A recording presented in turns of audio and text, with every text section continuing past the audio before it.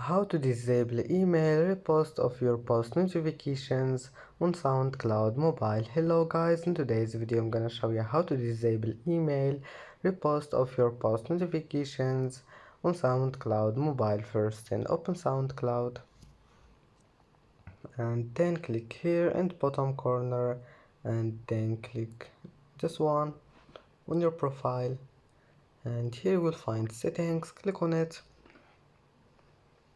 and now click notifications and scroll down until you find the repost of your post.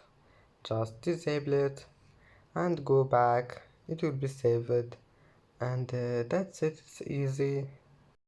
And that's it for today's video.